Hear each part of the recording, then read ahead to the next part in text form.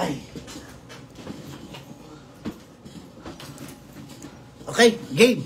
So, ayan po, no? Pag-usapan ulit natin, okay? For that. Ano po ba? Okay? Ulitin natin. Sige, game.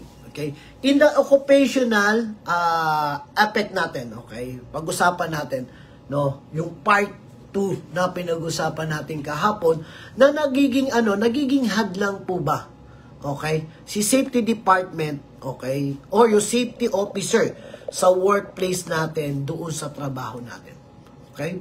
We need to understand, okay? Napaintindi rin natin sa mga kasamahan natin, sa top management natin, sa mga supervisor natin o in charge po sa lahat na all accident happen na mangyayari sa workplace natin ay nagkakaroon po tayo ng loss of productivity. Okay? Kapag po nagkaroon tayo ng accident sa workplace natin, bakit pumapasok yung loss of productivity? Okay? May mga tao tayo or may mga supervisor tayo or may mga manggagawa tayo na imbis na nasa workplace ay naandoon sa ospital, sa clinic to assist. Okay? Kaya nga tayo merong pinaliliwanag sa kanilang direct cost at indirect cost. Okay? Yan po yung sinasabi natin. That they need to educate our colleagues, okay, yung mga workers natin. We need to educate them kung ano yung roles nila and responsibility nila. Napakahalaga din yan. Okay? Kasi, kung bakit natin to ginagawa, okay, to papaunawa sa kanila, is more mistakes sa workplace po natin, wala namang nananalo. Wala pong nananalo. Sa aksidente, wala naman pong nananalo. Wala pong nananalo dyan. Ano ibig sabihin natin? Kailangan mapaunawa natin sa kanila na ito yung target natin, ito yung objective natin, ito yung goal natin about the safety.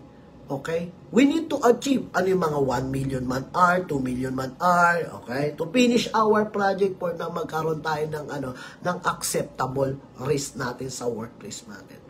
Okay? Paano mo masasabi yan? Yung mga visual complaints o yung mga action taken na dapat natin mapag-usapan na andyan sa workplace ay napag-uusapan. Okay?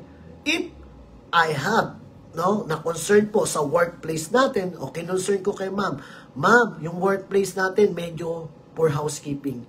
Diba? O sige po sir, papalinis natin. Diba? Sir, medyo yung natin, yung top rail natin, mid rail natin, o yung equipment natin, o other natin, is like that.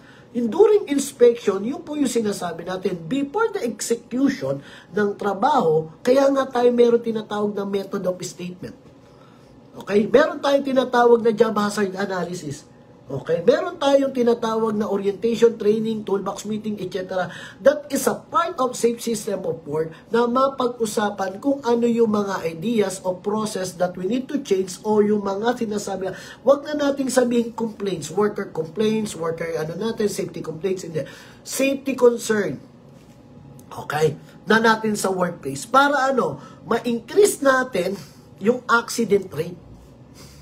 Ibig sabihin, kung nai-increase natin yung accident rate, nakakapag-recommend tayo sa workplace kung ano yung acceptable.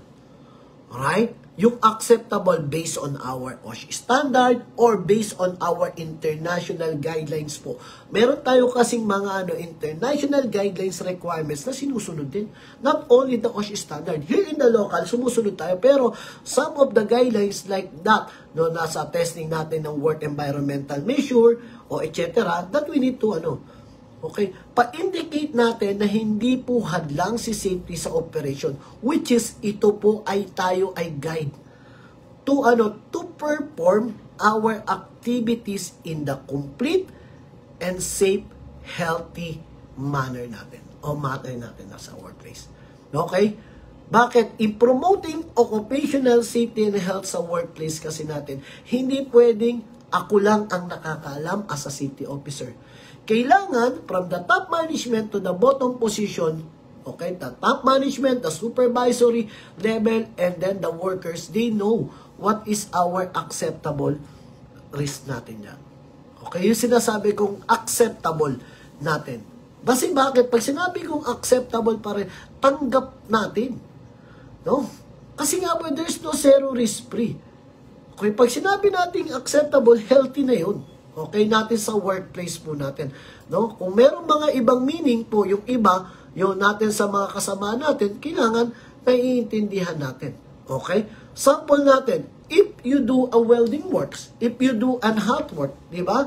Meron tayo diyang acceptable kung paano natin to i-control using our hierarchy of control na natutunan natin. Okay? Bakit? You focusing only for the hot work activities, yung radiation impact po niyan. Right? Saan? Sa paligid. Yun yung sample natin. No? Na maano natin. Kaya po, kailangan alam natin kasi may nagwe-welding. Pina-stop work mo. Bakit ko pina-stop work, sir? Kasi yung mga nasa paligid, sir, walang barricade. Kasi yung yung impact mo ng welding yan. Kaya nga po dapat nakasecure po yan. Sir, pinatigil ko. Bakit? Saan ka nakakita, sir? Ang nakakover po sa hot work yung polyethylene. Right? Yun yung isa sa mga natin. Baka maging cause of fire to. So, naiintindihan natin. Pinare-report natin sa authorized. Tinatawag natin si leadman, tinatawag natin si foreman, tinatawag natin si engineer para maayos natin yung ganitong issue. Okay. To correct this issue, it's not only the safety officer will be the one who will advise and like that. Ano rin po yung advice nyo? As a foreman, as a leadman, ano po ba advice nyo para makorek natin ito? Okay, maayos natin ito. Okay? As a foreman, as a supervisor, engineer, with that part, ano po ba yung mga corrective action natin? Para ma-eliminate natin. Di ba? So, it means, hindi nagiging hadlang si safety officer sa ating workplace natin during, target natin. Which is, tayo, si safety officer, ay nakakapagbigay pa ng kaalaman sa workplace at nakakapagbigay pa with the part of your team, like supervisor natin, ng tamang knowledge po sa mga manggagawa.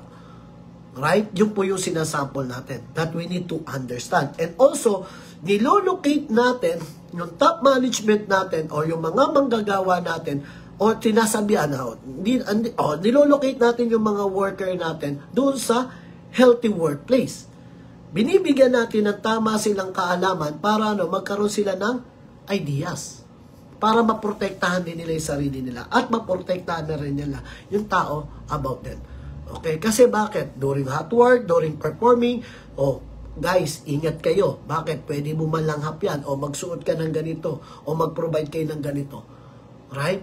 To eliminate yung ill health natin o health issue. Kasi katulad na sinabi natin, ulitin ko, some of our colleagues kasi natin, they only focusing for the safety concern. Sometimes, binabaliwala natin health concern natin sa workplace. Not only in the workplace, especially in your occupational workplace. Okay? Not only the construction. Sa mga offices natin. Right?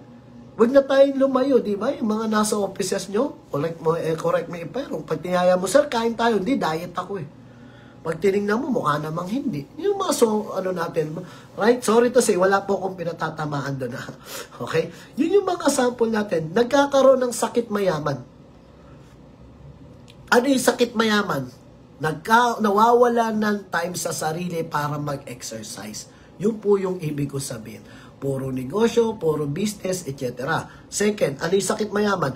Nabibili yung mga gustong pagkain na mabili. Di ba? Dati, dati 3 and 1 ka lang. Eh, nung kumita ka na malaki, Starbucks na. Okay, di ba? Coffee bean, etc. Hindi yung mga sample natin that we need also na makita natin. Tandaan natin, paano malalanghap ng makukuha ng worker? By inhalation, ingestion, skin contact. I-orient natin sila para hindi maging hadlang tayo sa workplace natin at makita ng top management na hindi tayo hadlang. Bagkus tayo ay nagbibigay ng tamang kaalaman sa kanila at nagbibigay tayo ng proper knowledge, o tamang kaalaman, proper knowledge to protect themselves. Yun ang lagi nating i-indicate po. Hindi ako naandito na for compliance. Sir, may safety officer nga tayo. Hindi naman po nakakapag-comply sa documents. We know that some of that it's maging proactive. And also, kinatawag din natin yung mga, tawag na rin natin yung attention ng ating top management o yung mga veterano natin diyang manggagawa to assist also each other. No? Kasi wala namang perpekto sa ating industriya kung hindi tayo magtutulong-tulungan. Okay? Yun lang naman na sinasabi natin. We need to help each other para mabigay natin kung ano yung mga such guidelines, no, based on our OSHI standard, ano yung mga such guidelines po na kailangan po nating masundan. Okay, mausundin. Okay, yan po yung mga sample natin. At doon pa lang, no, makikita na natin na mapopromote natin yung safe and healthy workplace po natin. Okay, yun po ang atin. So, maaari po. Okay? Yan. So, yun po, guys. Maraming pong salamat muna sa araw na to. And keep safe everyone. Masalute mga ka-city po.